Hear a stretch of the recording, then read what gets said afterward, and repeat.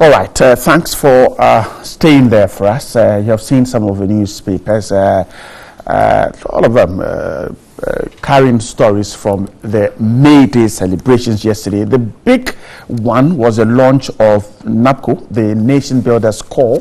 The employment minister also spoke about how many jobs have been created. The publisher has a story. NPP has created 1 million jobs. And the Times says government offers 100,000 jobs to graduate and the Nation Builders Corps. So a lot of the news from the celebrations yesterday. The Finder continues the May Day story. Bold step to tackle joblessness. That's how the Finder puts it. 100,000 jobs for graduates. Additional 80,000 jobs for youth employment agents. My guest to do the talking this morning, Deputy Chief Executive of the Ghana Export Promotion Authority, a member of the NPP's communication team, Erica Makuchum, is here. Good morning. Good morning. I hope you're doing great. I'm doing fantastic. How are you? I am fine too. You never give me my tie. I will. I'll do that right after the show today. Thanks so much for joining us. And then the Member of Parliament for the Sagnarigu constituency is a member of the NDC, Honorable Ebie Fuseni. Good morning too. Good morning, my Hope brother. You're doing great. We are managing under the elephant. Hope the elephant is not stepping on you. All right. Thanks for joining us, gentlemen. Let's start our conversation this morning. I think yesterday's launch was a big one. We'll tie that into other issues that came out from the Times put a story. Government offers 100,000 jobs for graduate. The Finder says bold step to tackle joblessness. That's how it is put. I mean, this story is well known. Eric, let me begin with you. The president yesterday said that it's a modest but important beginning. Now, how important is this?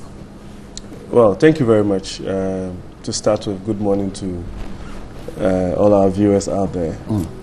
To my senior brother here, Alaji, and then yourself. I keep saying that there's one thing that I admire so much about the president, and that is his conviction. And I would always say that because, you see, in this part of the world, it's very rare to find a politician who has that much conviction. And I think that one of the papers actually used the word bold. And it's imperative that we situate it in a context where after maybe 4 or 5 years of leaving university or any other tertiary institution, you're still struggling to find work. And you'd have to find different ways of actually making ends meet. Some families would base their futures on the fact that someone in the family has been able to be sponsored to go through tertiary education so that they will change the fortunes of that particular family. And lo and behold, you go through the process. I can use myself as a typical example. And then you find out that after school, there's absolutely nothing for you to do. That can be extremely demoralizing.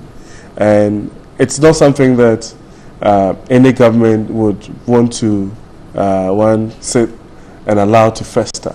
And we all appreciate the problems with unemployment. But graduate unemployment is a huge blot on the conscience of the Ghanaian people. And it's important that somebody has to come in and do something about it. So for me, I'm extremely happy that this day has come and that it gives an opportunity for our young people to at least get their first taste of going out there in the job market, to gain the experiences that would augur well for them going into the future. Because it's also important to know that even for me as an entrepreneur and as a business owner, that the mere fact that you hold a university degree or you have a first class degree or whatever does not mean that you're actually even ready for the work environment or the job market. And this is going to provide an opportunity to nurture, to hone the skills of our young graduates, and that would feed into or dovetail into whatever it is that they will do in the future. And the good thing is that this is a policy that actually has 7 different models. So you get an opportunity to actually start working and gaining experience in the areas that you actually studied for, which is also important because after the 3 years that you actually exit the program, it might be that you don't even have to do it for 3 years. Along the line, you've gained experience and you've been able to get employment somewhere. And with the trajectory that this particular economy is going, it's very hopeful that people, even along the line, will be able to exit and before the 3 years. But even if that doesn't happen, what tends to happen is that we are going to gain valuable experience. You're going to get your dignity back. But what is more, I'll say, demoralizing than you've gone to school, everybody knows that you've finished university, you've done your national service, and then you're sitting at home. So the most important thing is that, at least, like the president said, in as much as it's modest, it gives an opportunity. It's probably the single most profound or boldest step that any government has taken in dealing with graduate unemployment. I see. So you would have... Let me come in here. Now, if you look at the document on the program, there is the training aspect where they will undergo training for 3 months. Then they will be engaged as nation builders, and then there's the exit training. If you take a look at GIDA-YE and where we are today, can we confidently say that this will work? The guys will come out and will be able to find better work to do? Of course. I mean, you see, so I think that if you go back, you realize the president actually made mention of the fact that the YE is now meant to focus solely on the non-graduates. Of course, I mean, if there are models in there that would be appropriate for graduates, they can be able to also get into it. But the point is that this is basically going to take away the burden, if you like, on YE to also provide employment opportunities for graduates. So this is specifically for graduates who have diplomas and degrees. You see, this whole conversation is also important because even if you go into the private sector, you can go out and find out how much graduates are even paid. For instance, if you work in a private preparatory school or a private secondary school. About the 700 yeah, that's what I'm saying. Or even if you are a contract worker working for one of these banks and all of those things, right? So it is important to be very,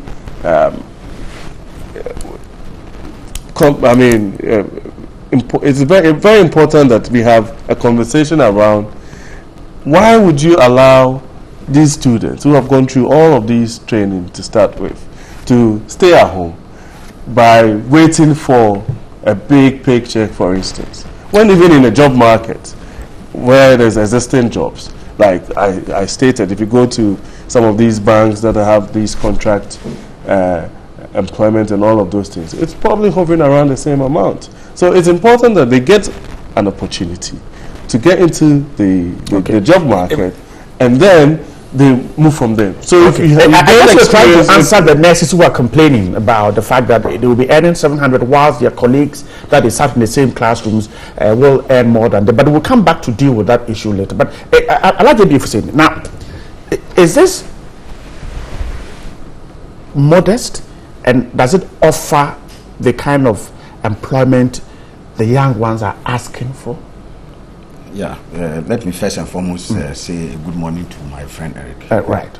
He used to come around Fanko when I knew he was contesting for the parliamentary slot. I'm sure suddenly he's abandoned us. Okay. I know he will come back. My greetings to the good people of Saunargu constituency. And you see, it's the Dagombes who have a saying that, you see, the panacea for hunger It's not to what physics in your stomach. So go and look for food to eat. Notwithstanding whatever arrangements have been put in place, as Eric has said, to take the pressure off our graduates, it's cosmetic. I find this arrangement to be superfluous. As has been mentioned, look, we have the Youth Employment Agency. The exact models they are indicating today are being run by the Youth Employment Agency. Some of them. Yes, a number of them. So this is just more or less, if you want to be, for want of a better term, to say, make an eloquent commentary on this, is to say that it's a creation of a parallel system, just like you have for the youth employment system. And so I'm not amused. It says government is allowing EA to concentrate on non-graduates. But if you look at the composition and the proportion of people who were employed by year, substantial numbers of them were graduates. Yeah, but then that, so I'm just saying that. So just allow, even if for the purposes of expansion, allow YE, the Youth Employment Agency, to handle it. You see, this government is a government that celebrates symbolism over substance. Gimmicks. They like to parade things to let it look like it's huge. But when you plug the feathers, it's minuscule. 100,000 graduates, yes, getting, you see, jobs. My brother, that's why I'm saying that we are talking about jobs. And when you talk about jobs, we are talking about some degree of permanence and stability.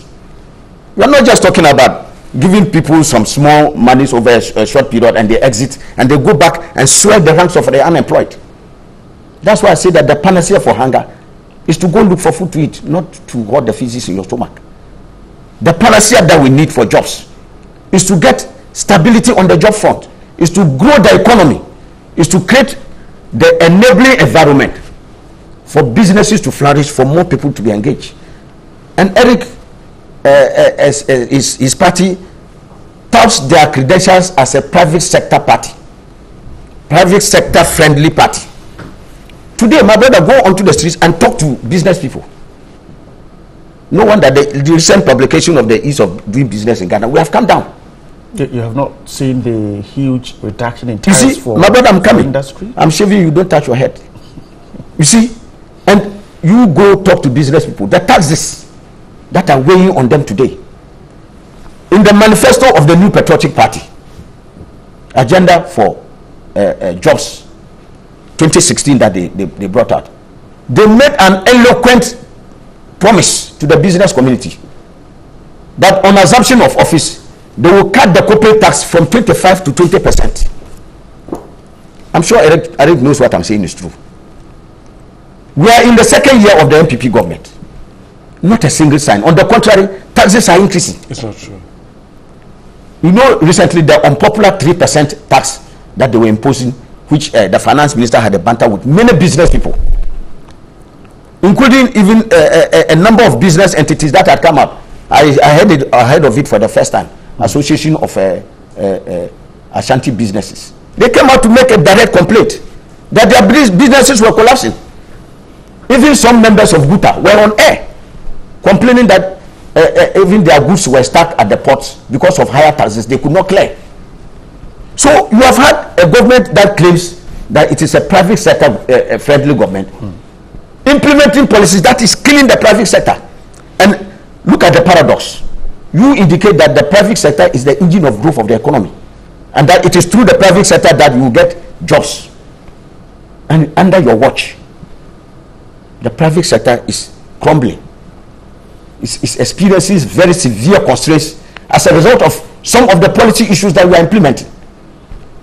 And so, my brother, I find that clear disconnect with the desire to create jobs. When you say you want to create jobs, like we say, we should create meaningful jobs.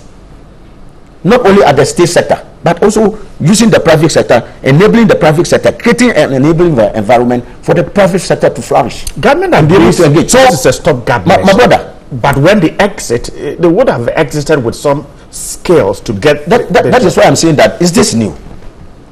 We had the same exit thing in the Youth Employment Agency, where skills training was part of the program at the year. For 2 years, when you are exiting, you must have acquired some skills. You are seen to be capable of starting a business on your own and perhaps also employment. It's there.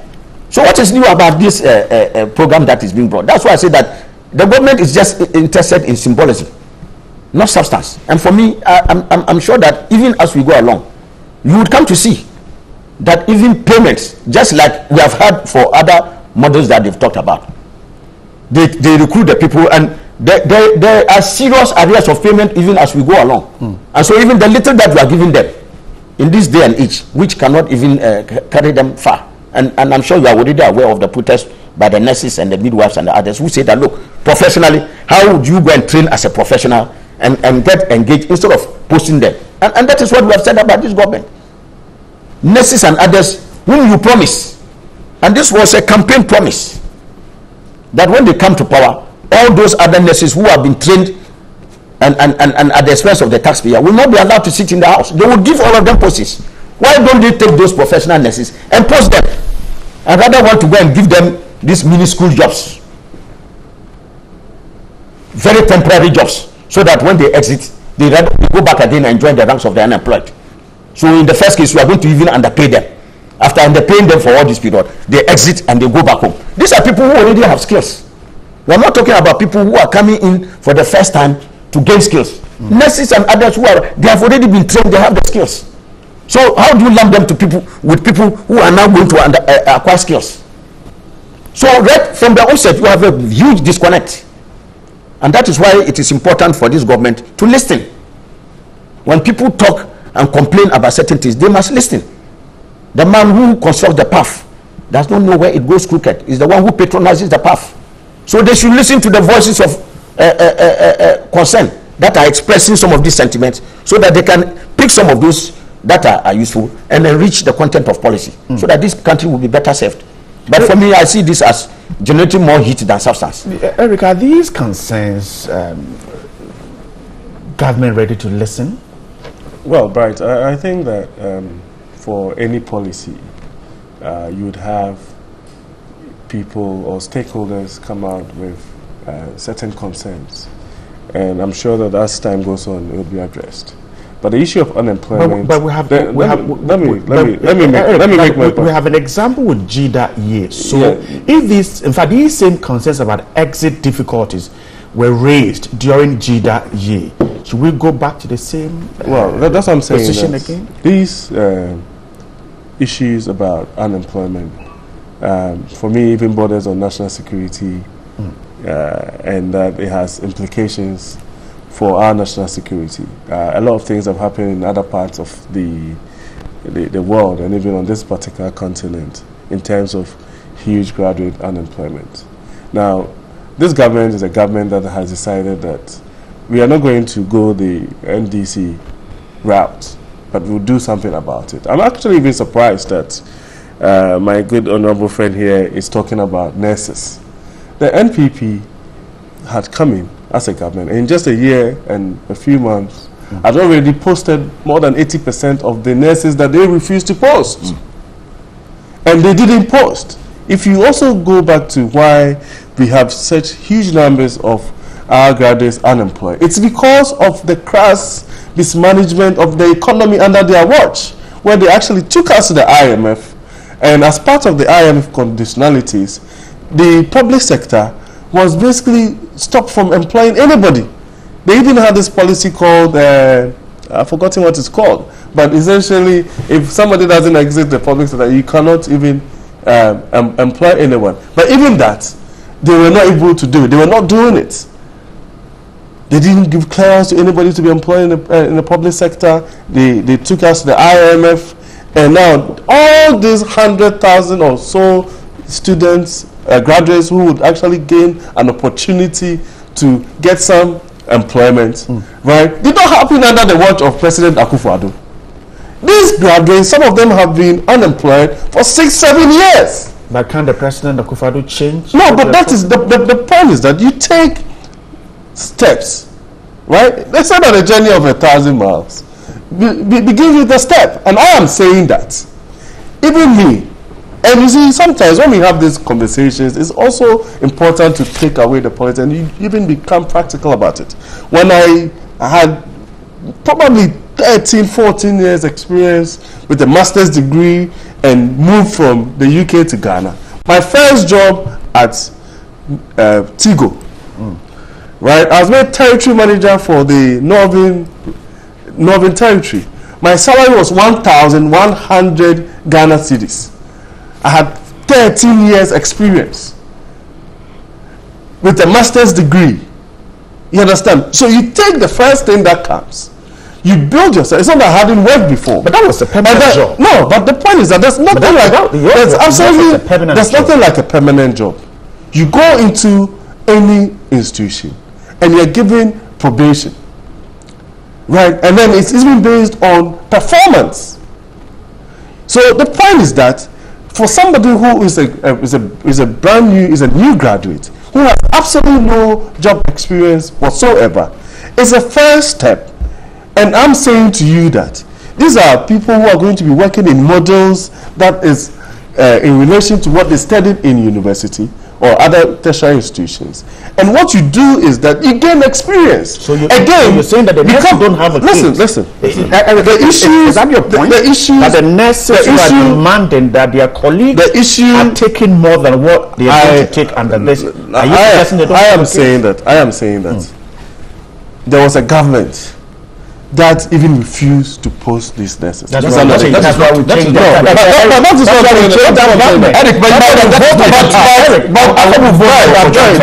Right. So now that we have a new let me develop my point. Yes. Okay. Yeah. That's why we voted that government. You know. But I am saying that as far as I'm concerned, you start a policy, right? I don't believe that for once that anything there is set in stone.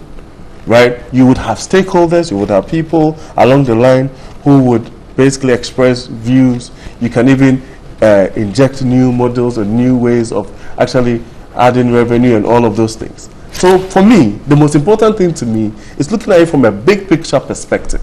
And I am saying that if you have an opportunity employment in the public sector, in the private sector, as an entry level, some of them, especially in the private sector, some places, all these young graduates who have contracts with some of the banks and all of those things are taking salary hovering around the same amount.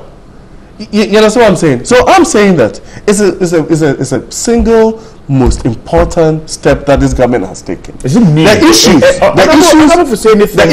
to do with new, and so listen. We should not. But they even run into the same challenges. It is not new. JIDA and YEI. Yeah, but the challenges of JIDA emanated from their management or mismanagement, if you like, of JIDA. The fact that when they had an opportunity, didn't have the skills. When they had an opportunity to even manage JIDA. That is when all these issues, as we speak, there's somebody in Sawan prison by virtue of the way they managed or mismanaged that particular entity. And I'm saying that this unemployment thing is a national security issue. Now, to get an opportunity, right? So the issues with individual or peculiar circumstances, maybe nurses or health assistants and all of those things, I believe strongly that can be dealt with. But there's vast amount of number. And if you go on social media and other places, people have similar stories like I do. And they will tell you that sometimes you can't wait for the ideal job. You need, because even we come from a culture where there's a job vacancy out there and they say, oh, we are looking for 3 years, 4 years, 5 years experience. How are you going to get that experience to start with? You understand? And then this whole idea that government is meant to be the facilitator in terms of creating an enabling environment. That is what this NPP government has done. And you can go and just oppose every single economic indicator, all the indices. Comparatively to what the NDC left behind. We're talking about interest rates. We're talking about inflation. We are talking about the single biggest cut in policy rate in the history of this country in the last 20 years or so. And this is because of this MPP administration. We are talking about taxes. And the abolition of nuisance taxes. And the private sector is enjoying. This is the first time since I was a child that any government has actually taken a bold initiative to even cut utility prices so that the private sector, the businesses will be able to enjoy. So you can sit here and say all of these things, but the most important thing for me as a business, if my electricity bill, right, is even reduced by 5 to 10%, you're excited about it. 15, some of 20%, in terms of margins and how it would actually basically project into my profits, right, and an opportunity to gain some margins. It is a huge incentive for me as a business. I'm grateful, Eric, for your time. Alhaji, which of these private sector people that Alhaji will be talking to? Alhaji, and so he's suggesting that, well, the concerns, well, will be addressed, and perhaps this is only a way to find these young men and women jobs. I won't blame Eric for any moment, because you see, a man who has no drum to beats his chest. So obviously, the MPP, as I said, under this government, they are bereft of achievements. So of course, they want to put this up. So tell us what you did in the area of employment. Eric, you see, my brother, the sweetness of a pudding is not the aroma; it's in the eating. Go down and talk to the business people. My brother, we just finished a unity work in Kumasi last weekend. Go down and to the people that they are saying it openly, that this government that they invested so much hope in, especially in the government has come and their businesses are crumbling. My brother, you go to Kumasi and talk to the people. So true. So that's what I'm saying. That is the physical evidence. All these things you are touting, they have no relevance to the people on the ground in terms of their businesses. The city stability, no, the interest my rates. Brother, where did they take the city from? Dr. Bawumia said, even Dr. Bawumia said that they had arrested the city and imprisoned it and given it the keys to the IGP. Before he left, the city was speeding ahead of him. We know where the city is today. Why? Relative stability of the city. In under NDC, we had pronounced periods of stability of the city. So it goes, and after some time, it goes down.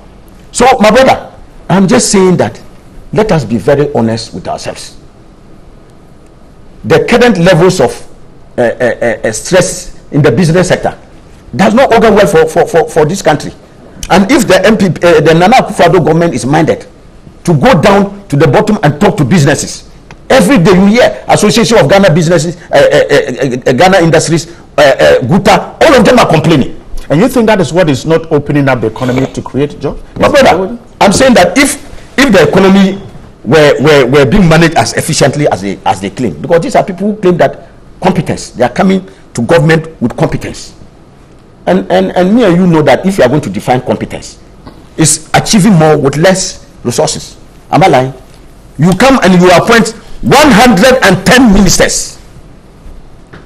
Can you show me anywhere on the surface of this earth where you have a country that has 90 ministers? 90, not even 100, not even 100. It does not matter what. 999. Even that one, people are questioning that we have even underdeclared. It doesn't matter what they do. 999. It doesn't matter. 999 staffers. It doesn't matter what the one. But that's what we have. The names we have given. 998. Is that not what we have given? Even that one, people are even saying we have even underdeclared. It doesn't matter what these 110 ministers are doing, the work they are doing. Masa, I can tell you that there are some ministers who are working very diligently. I can count, for instance, the road minister and some other few. But the vast majority of them are asleep. Ochati. The vast majority of them are asleep. They are drained on the taxpayers' money. But I'm saying that coming back to the economy, if the economy were working as efficiently as Eric has projected, my brother, would you have these businesses crying every day? No, but that their businesses are going down. Would we have a situation where they would have made a significant dent on the unemployment rate that is in the country? The mass of people who are daily out shopping for jobs. If the economy were growing as he has predicted, the evidence would have been the provision of more jobs. Now you have to come and do this makeshift parallel youth employment agency such as you are creating just to generate some. Let's tie that conversation into this one. The publisher story says that the MPP has created 1 million jobs. Now, yesterday when the Employment and Labour Relations Minister was addressing the Builders Corps launch. He told the world that the Nana Addo-led NPP government has facilitated the creation of over 1 million jobs in both the public and private sectors of the Ghanaian economy. That's how the publisher put it.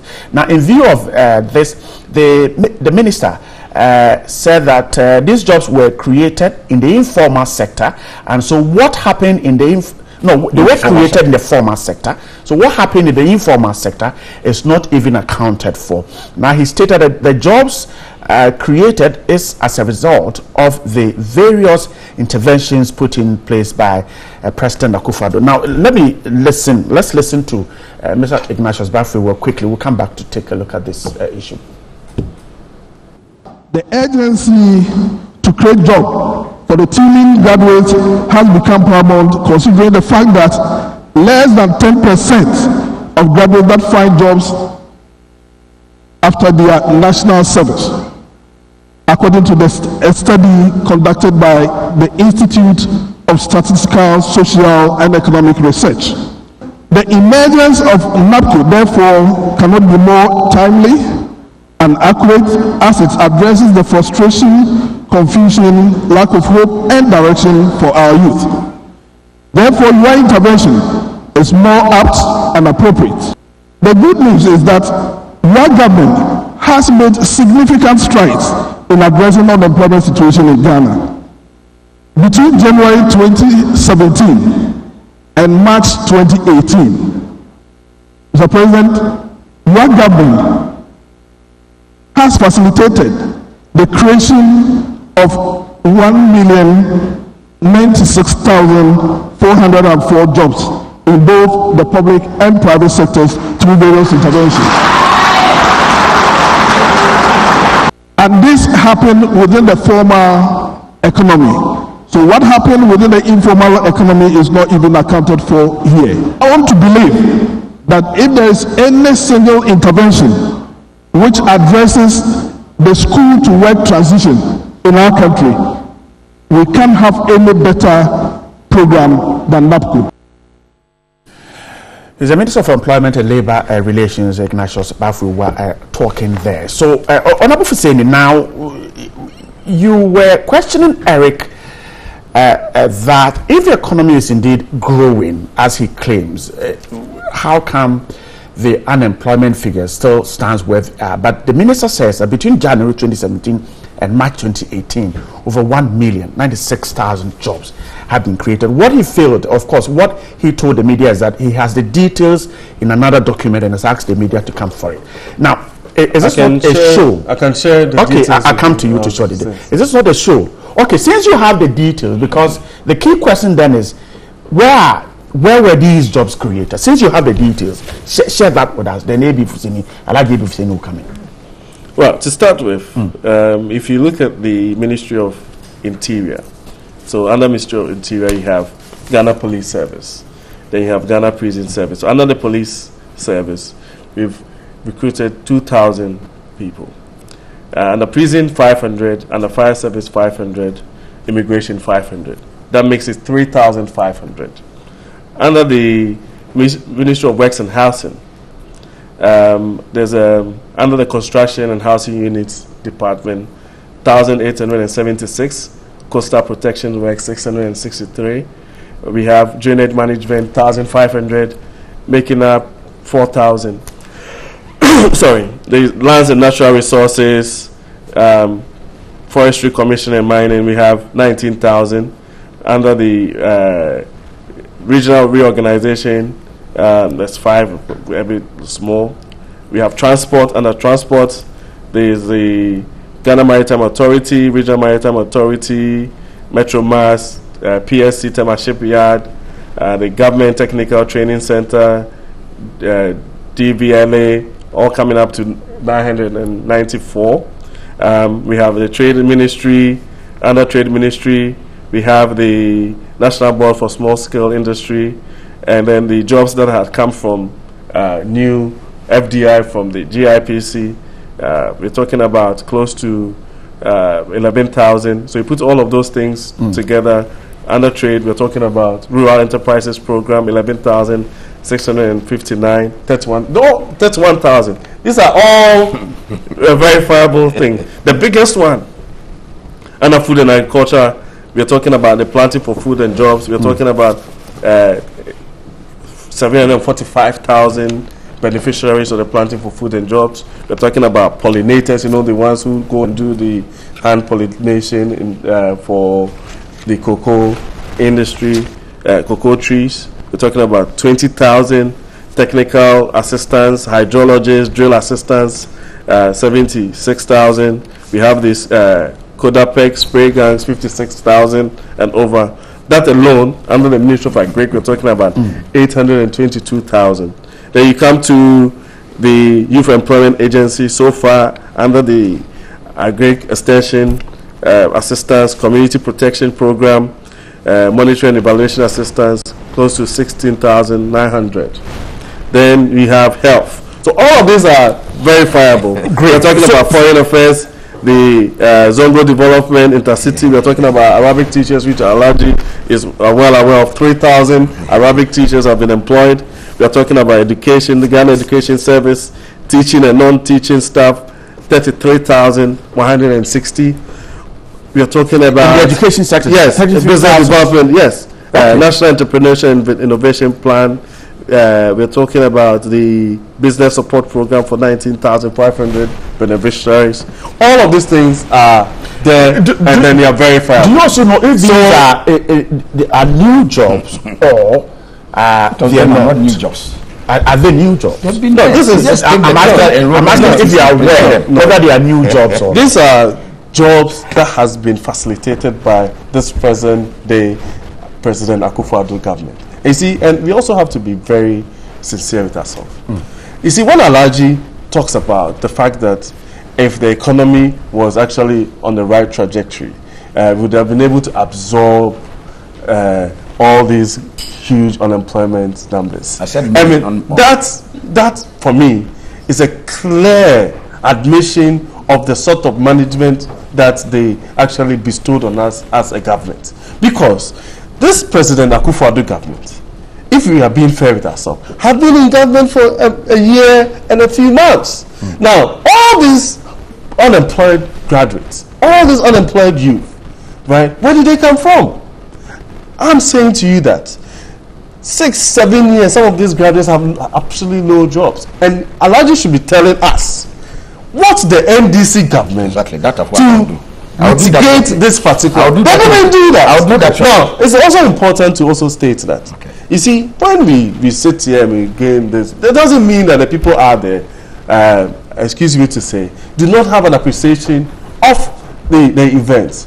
Now, if I am a graduate, I left school 4 or 5 years ago, and then I have a government that has come into power and says that I'll give you an opportunity to get your first job, an opportunity to start making some money, your first CD, and then you gain some experience and makes you more adept and more ready for the job market. I'll take it. But a lot of people, Eric, have taken. You know, the National Service also offers that opportunity to collect your first. No, but you see, it's two different things. You see, we're talking about the way you want to put it. That would be the point is that. I mean, this is virtually the point is that the point is not a salary. Listen, right? You see, you can call it anything, but I am saying to you that even when we, let's assume that what you're saying is true. We are giving an opportunity to 100,000 graduates.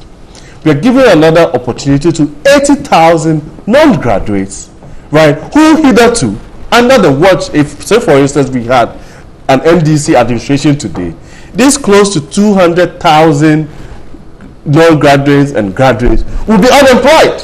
Okay. And would have no income whatsoever. And I'm saying to you that half a loaf is better than none. Okay, you have made a point. Let me get Alaji to come. Alaji, so he is told us of the figures, 1 million plus. That's what the minister said, and then Eric is giving us some indication. But what he is unable to directly tell us is whether these jobs are new. I've told you all of this. Let me just first and foremost debunk some of the things he said earlier about under the NDC certain key. But you use the example that the economy by 2015, for the press conference that was held by the Minister for Education under the watch of the NDCs, about 78,000 teachers were employed. 78,000 teachers, and at the exit point, a further 16,000 clearance had been sought, and they were going to be employed, as well as 12,000 nurses. In 2016, clearance had been sought, and they were going to be engaged when the NDC exited. So you should not create that impression there. But you see, I feel very sad. I know Eric very well. He himself, I know, deep inside him, he doesn't believe these figures. I see. Even the minister, my honorable colleague in parliament, Honorable Bafwewa, he himself, while he was reading that, he didn't believe the figures. Why? Deep inside him. Because you see, this government has a credibility gap, deficit, with statistics and figures. And I'm sorry to say, many occasions they have misled the president to make pronouncements which eventually have embarrassed him. You remember the finance minister's ghost name saga, where he said they had saved 400 million Ghana cedis as a result of the expunging of the names of ghosts from the payroll, only to come back and eat his word like yam and embarrass the president.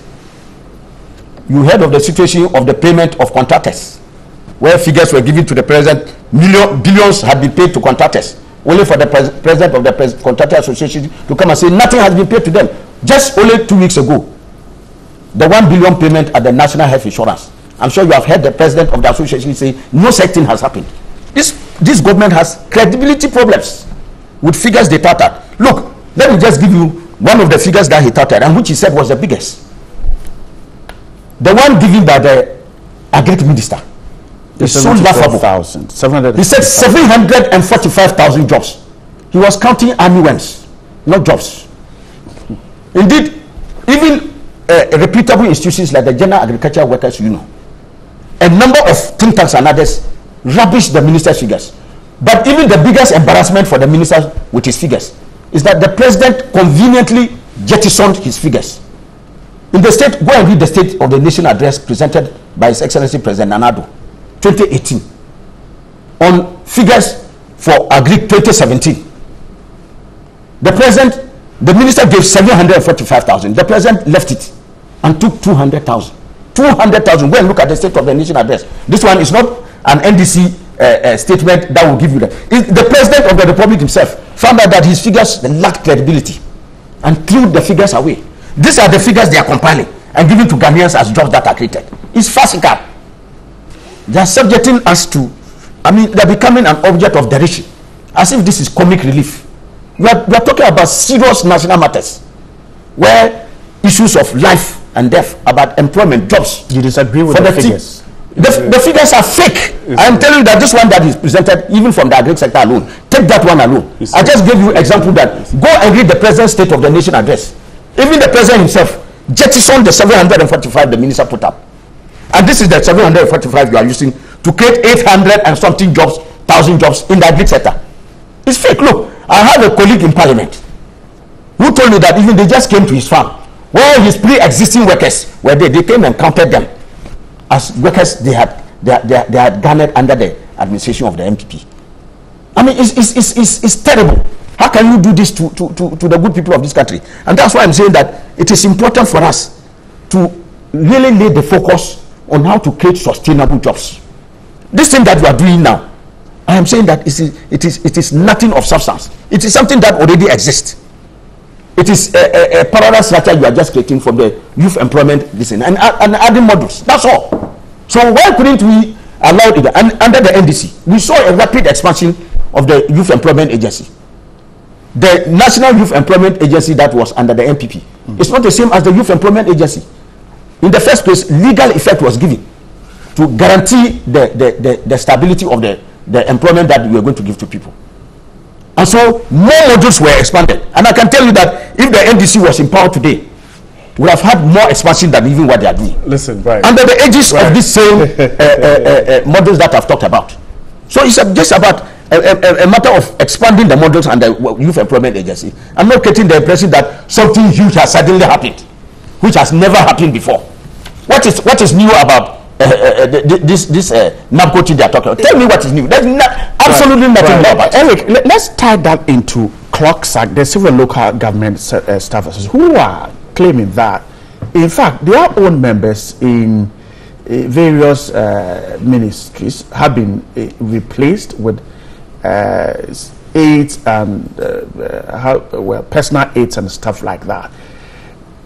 Perhaps is that not why we should know whether these jobs are new or just jobs replacement? Well, there's other areas that I didn't even add to that. You see, I'm talking of even the other ministries. We haven't gotten data from some other ministries. For local government, for instance, there's a lot more to come from there. We're talking about a lot more people have been employed. Yes, we're talking about even the creation of new districts, and it would mean that new people would also come in, and that data is outstanding. Or will add to that.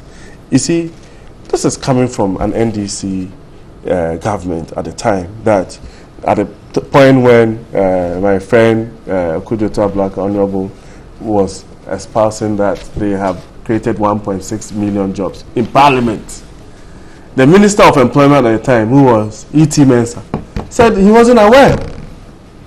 This is the NDC that went to print some green books and were touting phantom projects that didn't even exist, and all that they did was a pictorial impression of what they had in mind that they would do.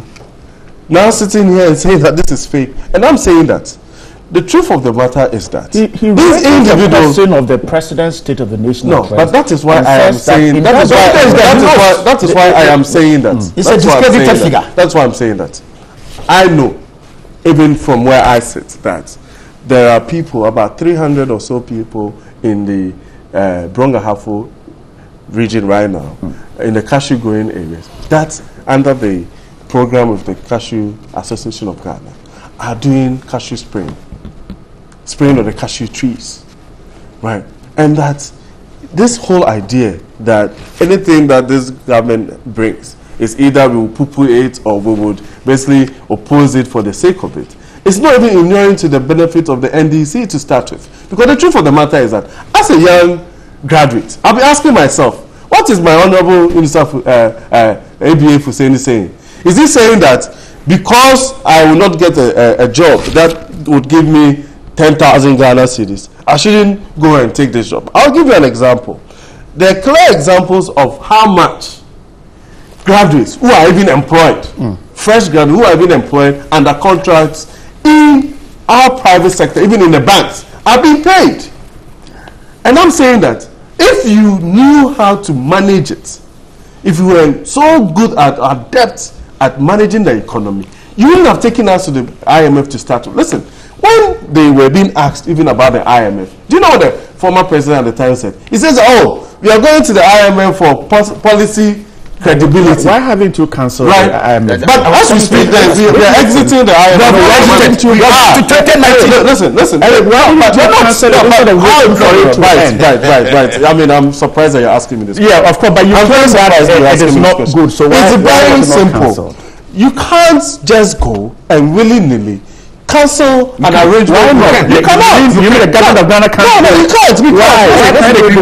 Ghana is a sovereign state. Listen, Ghana is a sovereign state, but it's not an island. Yes. And that we have protocols, international protocols. What is the cost of the point is that governance, as you know. What is the cost if we cancel the IMF? No, but the point is that in itself, because someone suggested that the reason why we are doing Nation Builders Corps is because it has because of the IMF day. Now, if we get IMF out, we can put all these people into the civil service and pay them well. Listen. You see, some of these arguments can be extremely simplistic. Right, and I don't believe that you'd want to do that. Why can't Ghana? Why can't GRA employ those in the Revenue Ghana model? Governance. Is it not because of the IMF? Governance is governance is the Revenue Ghana model. Why can't GRA directly employ them? I am not an economist, but I can tell you for a fact that that arrangement in itself, to start with, is not something that is going to work because, listen, every single amount of cedi that would be spent would have to be commensurate with revenue that is going to be generated. Isn't it? We have a budget. And we are saying that in the absence of the opportunity to employ people in the public sector, by dint of what the NDC did, right? We are going to find a way. Which you can undo. No, but the thing is that we have started the process. Okay. Of undoing it. Yes, because but the thing is that this question about you can just cancel, it's not something that you can do because at the end of the day, let me give Aladdin some. You have to be able to. 1 minute before we even our credibility as a country in terms of signing international agreements we brought into question. Eric, Achebe never went to IMF. He managed to do a precision yourself. See, that's the problem with the MPP. They have their mouths full of water, and they say they are blowing to the candle the fire. That is their contradiction. That is the problem. On one hand, they tell you that as a sovereign country, we have the right to do whatever we like. But with the IMF, our hands are tied. No, but are you suggesting you cannot say that your participation in the IMF is suicidal for the country. Listen, and as a government, you say that your hands are tied. You can't do it. What kind of government is that? We can just go ahead. What kind of government is that? They have gone and even had talks with and extended the program. No, but because they know when they were outside in opposition, they were oblivious of the facts on the ground. They have come and seen the facts on the ground, and they know that they cannot. So they go and extend. They even were not content with even ending the IMF program in 2017 or 2018. They have extended it to 2019. Because you did not. The president himself came and promised us that 2018 he was ending the deal with IMF, only to come and extend it. My brother, but let me tell you, under the NDC, the most aggressive pursuit of infrastructure development in the country took place under President Mahama, and as a result of the building of accelerated building of roads, bridges, schools, hospitals, clinics, and other allied infrastructure. Over 400,000 jobs were created. Because when you pursue infrastructure aggressively, what 1.6 million jobs? I'm telling you that there are an array of things. If you had time here, I could have given you. But I'm just telling you, even for that one alone, concretely, everybody could look at it and know that hundreds of thousands of jobs were created under the NDC.